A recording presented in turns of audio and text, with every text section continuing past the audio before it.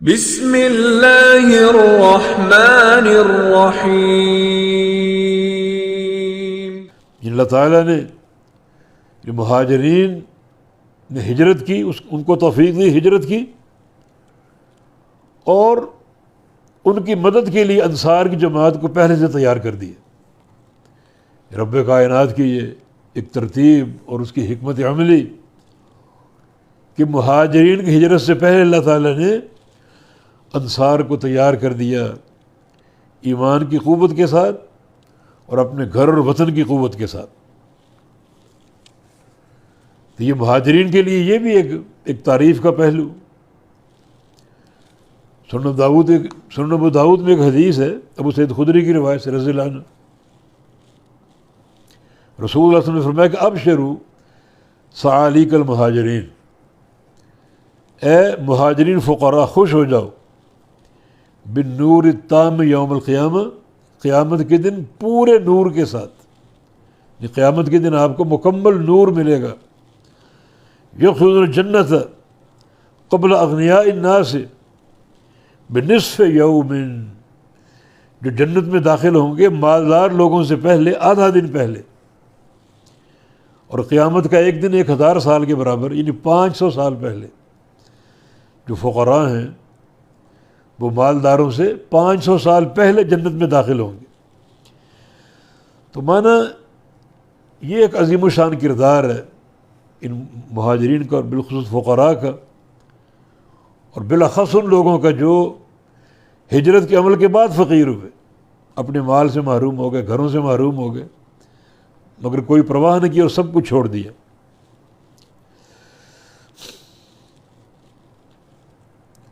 بخاری مسلم میں روایت ہے، عمر بن خطاب رضی اللہ عنہ کی روایت سے، نبی علیہ السلام کا فرمانا ہے کہ اوصی الخلیفۃ بعدی، میرے بعد جو خلیفہ آئے گا میں اس کو وصیت کرتا ہوں، بالمہاجرین الاولین، کہ مہاجرین اولین جو ہیں ان کا خیال رکھیں، ان کی تکریم کریں اور پورا ان کا ساتھ دیں، ان یعرف لہم حقہم، ان کا حق پہچانیں، ویحفظ لہم حرمتہم، اور ان کی جو عزت اور حرمت کے تقاضے وہ ان کی حفاظت کریں۔ اور فرمایا کہ وہ اوصی بالانصار، اسی طرح اپنے بعد آنے والے خلیفہ کو میں وصیت کرتا ہوں انصار صحابہ کے بارے میں،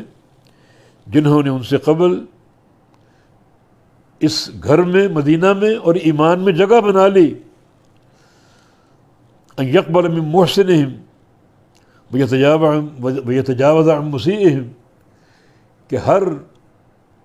انصاری صحابی جو اچھا کرے اس کی اچھائی قبول کرے، اور اگر کوئی غلط ہو جائے تو اس کو معاف کرے۔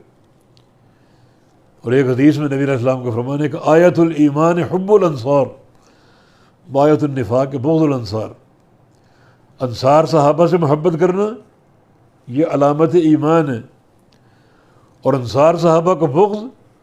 یہ علامت نفاق ہے۔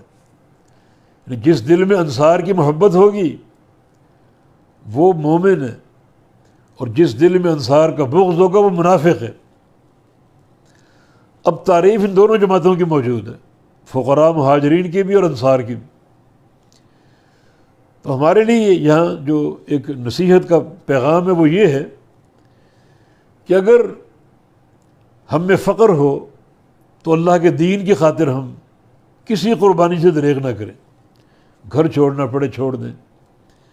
مال چھوڑنا پڑے چھوڑ دیں، جیسا کہ فقراء مہاجرین کا کردار تھا، وطن چھوڑنا پڑے چھوڑ دیں۔ تو بڑے اس کے درجات ہیں،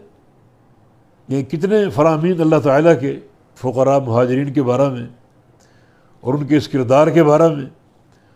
اور بالآخر ان کو صادقین قرار دیا، سچے لوگ ہیں یہ، عقیدے کے، ایمان کے، منہج کے، خلق کے، عمل کے، گفتار کے، ہر لحاظ سے سچے، ان کو پرکھ لیا ہم نے، اور بہت بڑی گواہی ہے۔ اسی طرح اگر موقع ملے نصرت کے عمل کا، جو انصار کا عمل تھا، انہوں نے ان فقراء کو گلے لگایا، گھروں کے دروازے کھول دیے، حتیٰ کہ اپنے کاروبار میں شریک کر لیا، حتیٰ کہ بعض نے پیشکش کی کہ میری 2 بیویاں ہیں، ایک کو میں تمہاری خاطر طلاق دے دوں، تم اس سے نکاح کر لو۔ ایسی ایسی قربانیوں کی لازوال داستان۔ اور پھر رسول اللہ علیہ وسلم نے ہر مہاجر کی کسی نہ کسی انصار صحابی سے مواخات کرائی، ان میں بھائی چارہ قائم کیا، تاکہ ہر انصاری صحابی ایک نہ ایک مہاجر کا خیال رکھے، اس سے دوستی رکھے، اس کی مدد اور کفالت کرے۔ تو دونوں عمل بڑے قابل قدر ہیں، مہاجرین کی ہجرت اور انصار کی نصرت۔ تو جو بھی موقع ملے اسلام کی خاطر، ترک وطن، ترک مال، ترک گھر، بندہ دریغ نہ کرے، بڑے اس کے درجات ہیں۔ اور پھر جو فقراء ہیں، لٹے پٹے لوگ، ان کے لیے اپنے گھروں کے دروازے کھولنا، ان کی مدد کرنا، نصرت کرنا ان کی، یہ انصار کا عمل تھا۔ اتنا عظیم عمل کہ اللہ پاک نے فرمایا نبی علیہ السلام کی زبان سے کہ انصار کی محبت علامت ایمان ہے، اور انصار کا بغض جو ہے وہ علامت نفاق ہے۔